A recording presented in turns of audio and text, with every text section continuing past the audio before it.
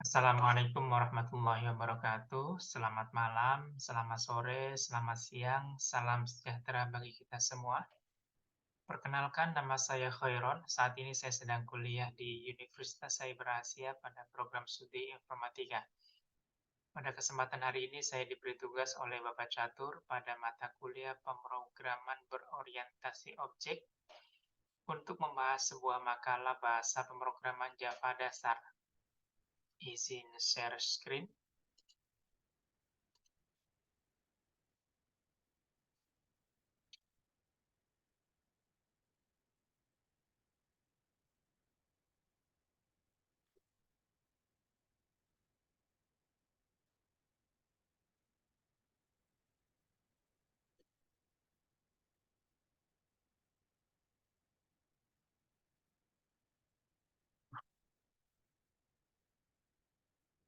Pemrograman Java adalah suatu set perangkat lunak komputer dan spesifikasi yang dikembangkan oleh Sun Microsystem yang kemudian diakuisisi oleh Oracle Corporation.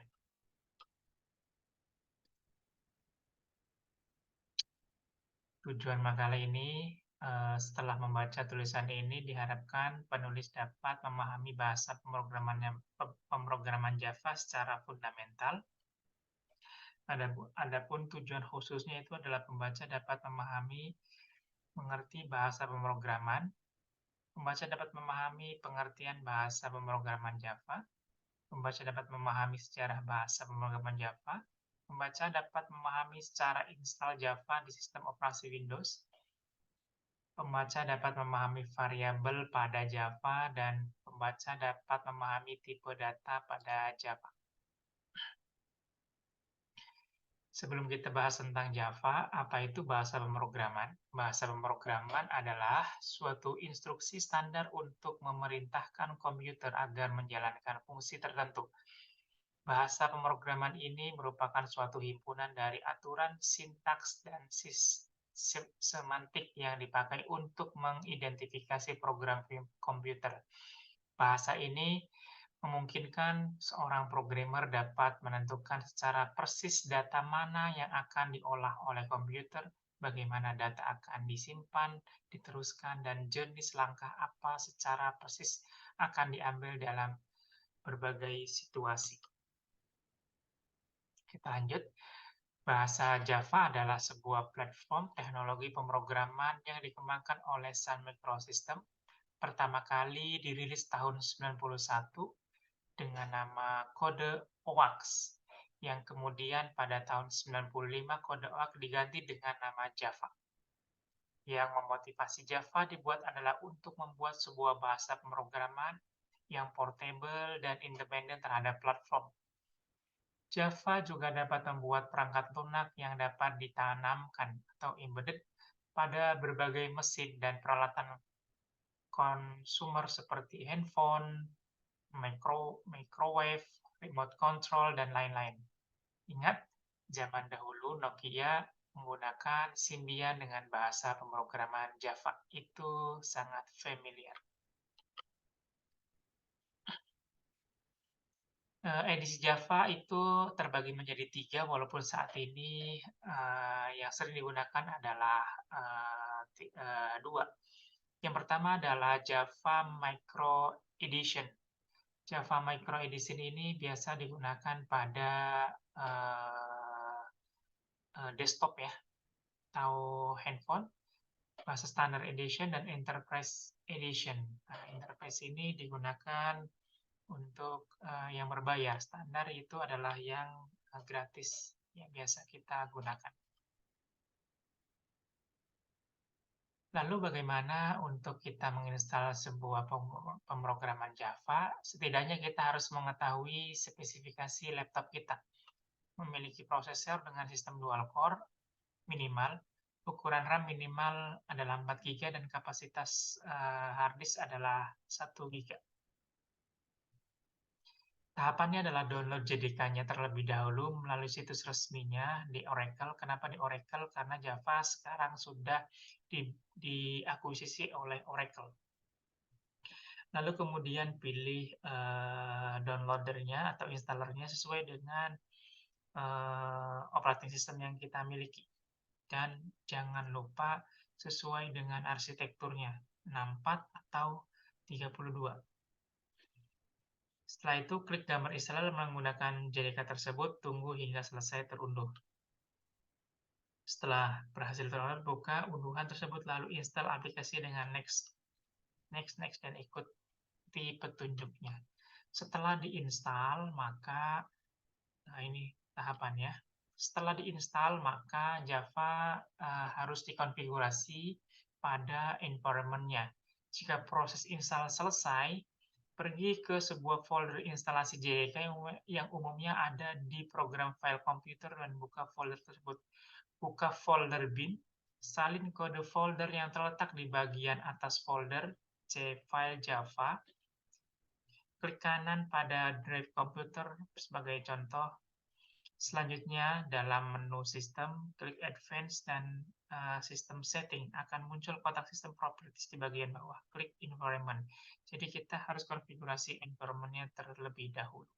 Seperti ini ya. Oke.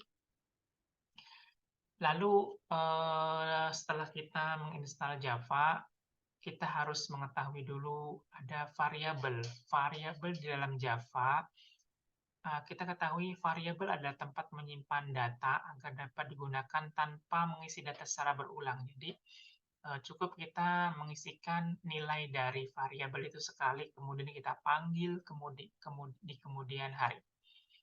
Salah satu syarat untuk membuat variabel adalah, pertama, nama variabel tidak boleh ada spasi. Jika nama variabel lebih dari satu kata, maka dipisahkan dengan underscore atau digabungkan secara sekaligus. Kemudian satu lagi, nama variabel itu tidak boleh kumpulan dari angka. Semuanya angka itu nggak boleh. Kenapa?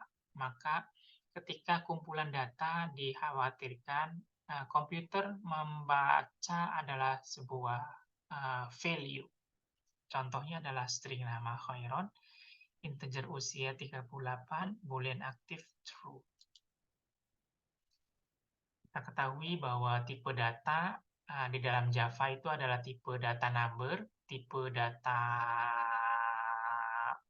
char, dan tipe data boolean. Nanti kita akan bahas satu-satu. Tipe data number. Tidak seperti bahasa pemrograman yang lain seperti PHP ya. PHP itu hanya mengenal tipe data yang sangat sederhana, tapi di dalam Java itu sangat rigid, yaitu byte. Byte ini nilainya 8 bit. Ini sangat hemat pada memori dengan panjang data sebanyak 256 nilai dari -128 sampai dengan 127. Kemudian tipe data number selanjutnya itu adalah short. Short adalah 16 bit dengan range nilai -32.000 sampai dengan positif 32.000 sekian. Kemudian integer. Integer adalah tipe data dengan panjang 32 bit, bilangan bulat. Range-nya itu adalah sekitar 2 miliaran sekian. Selain tipe data bit, short, dan integer, kita ketahui juga ada namanya bilangan tidak bulat atau desimal, yaitu adalah short dan, ada float dan double. Kemudian tipe data char dan boolean. Char ini adalah sebuah angka ya. Kalau tadi kan sebuah number, char itu adalah angka. Contohnya adalah A, B, C, D atau sebuah huruf kata. Kemudian tipe data satunya lagi adalah boolean. Apa itu tipe data boolean? Boolean itu nilainya cuma dua, nilai true or false. Meskipun nilainya cuma dua, namun pada implikasinya tipe data boolean ini sering digunakan pada pemrograman Java atau semua bahasa pemrograman. Kita ketahui ketika di sebuah percabangan, maka tipe data boolean ini sangat berpengaruh ketika kita gagal mengimplementasikan tipe data boolean. Tentunya pada percabangan akan menghasilkan interpretasi yang berbeda. Sekian presentasi dari saya. Assalamualaikum warahmatullahi wabarakatuh. Salam sejahtera bagi kita semua.